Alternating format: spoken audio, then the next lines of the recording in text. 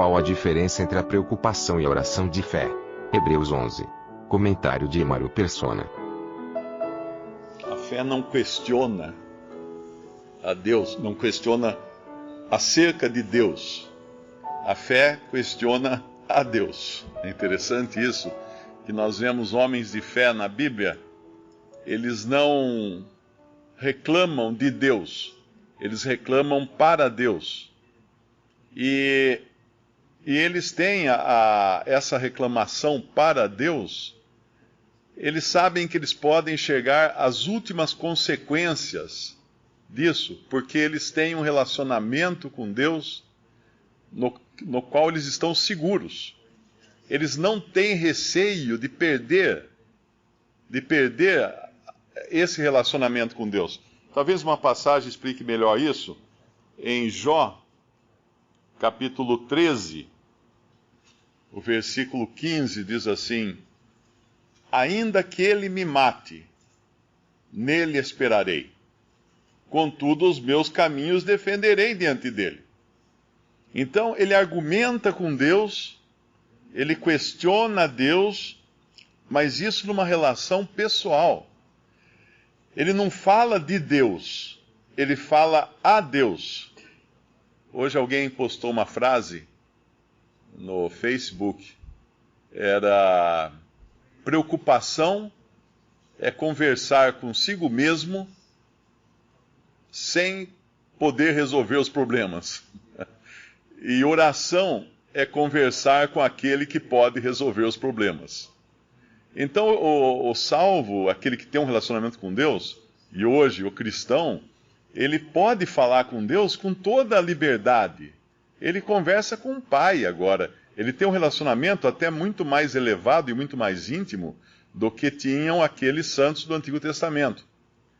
Mas a segurança e a certeza nós encontramos, por exemplo, em Abraão, que o Senhor pediu o filho dele. E quando eles estão subindo na montanha, o filho fala: pai, aqui está a lenha e o cutelo, né, a adaga ou a faca. Onde está o cordeiro? Onde está o carneiro, né, o sacrifício? E ele responde: o Senhor proverá. O Senhor proverá. Essa é a resposta da fé. Não sei. O Senhor proverá. Mas como que vai ser isso, aquilo? Não sei. O Senhor proverá. Então a fé espera realmente nele. E nessa passagem aqui de Hebreus 11, nós encontramos falar de Abraão. Ele fala num versículo aqui que ele ele entregou seu filho na certeza de que Deus era poderoso para ressuscitá-lo. Sendo-lhe dito, versículo 17, pela fé ofereceu Abraão a Isaque quando foi provado. Sim, aquele que recebera as promessas ofereceu o seu unigênito. Sendo-lhe dito, em Isaque será chamada a tua descendência, considerou que Deus era poderoso para até dos mortos o ressuscitar. E daí também em figura ele o recobrou. Agora, pensa na situação de Abraão, chegar ao ponto de levantar sua mão com uma adaga para fincá-la no peito do seu próprio filho, em cima daquela pilha de lenha. Até que extremo ele foi. E a fé vai ao extremo. Só que a grande diferença hoje, não é, nossa, de Abraão, é que nós sabemos que, embora Abraão tenha sido poupado de matar o seu filho, de sacrificar seu próprio filho, o nosso Deus não se poupou de fazer isso com o seu próprio filho. Eu me lembro de um diálogo uma vez, de um homem que estava pregando o evangelho, e uma pessoa interrompeu e falou assim: onde é que estava esse seu Deus quando meu filho morria numa cama? Ele falou: no mesmo lugar que ele estava quando o filho dele morria numa cruz.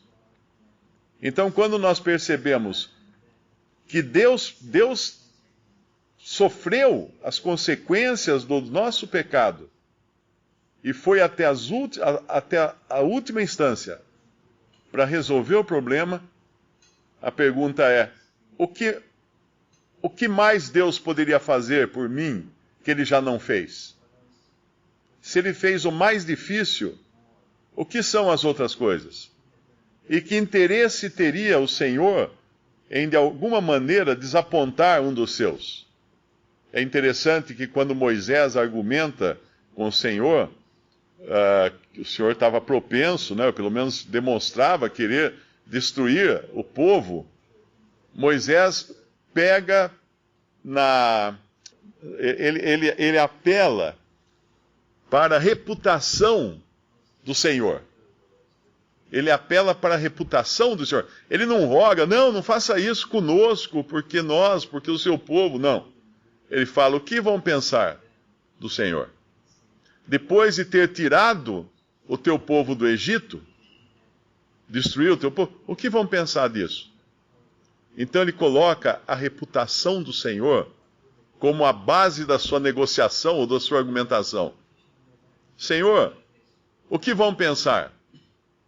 Senhor que foi até as últimas consequências, como poderia falhar com algum dos teus? E essa é a garantia, a certeza também que nos dá descanso, não é?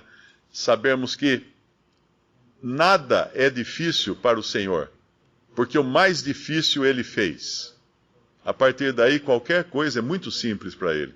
Mas como Moisés e também como os pais de Moisés, e como Abraão, e como todos esses que às vezes costumam chamar de heróis da fé, aqui de Hebreus 11, nós também passamos por provações, e isso para conhecermos quem é o Senhor.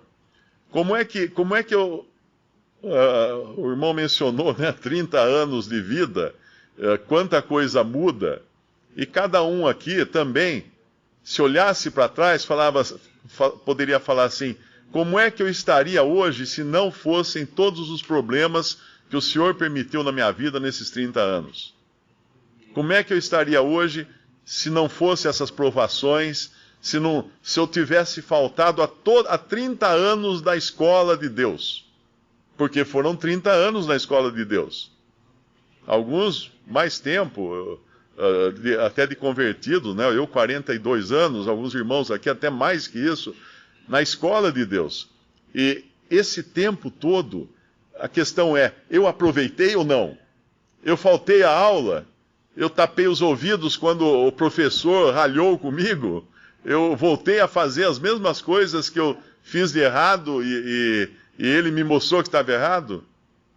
Se eu fiz assim, eu perdi meu tempo, eu perdi minhas aulas, eu gastei tempo à toa. Tem uma coisa de que nenhum crente em Cristo irá se arrepender no final da sua vida de ter seguido o Senhor. Não há um que se arrependa no final da sua vida e fale assim: eu desperdicei minha vida porque eu um dia fui me converter a Cristo e fui caminhar em obediência a Deus. Que vida perdida é essa? Nenhum crente falaria isso no final da sua vida, porque nós sabemos o quanto de amparo nós tivemos, mesmo naquelas horas que nós achávamos que tudo tinha acabado, que não tinha mais nada. Paulo desejou a morte muitas vezes. Jeremias fala também: porque eu não nasci, eu acho que é Jeremias que fala, porque eu não fui abortado, ou não morri no ventre da minha mãe, ou algo assim.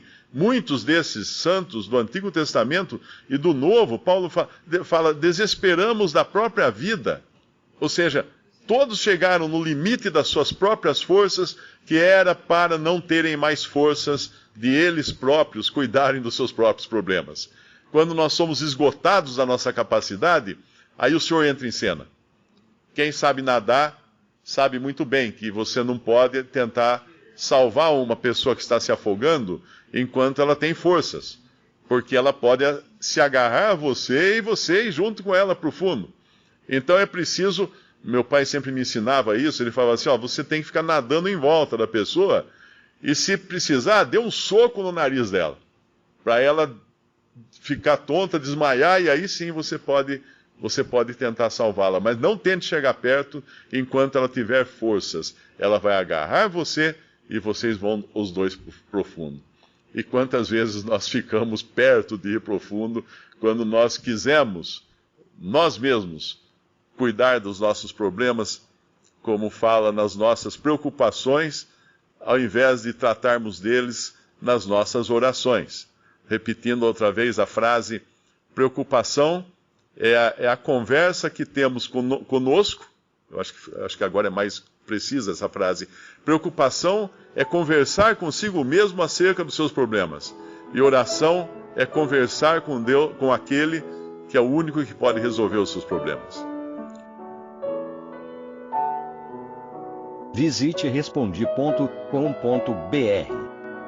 Visite também 3minutos.net.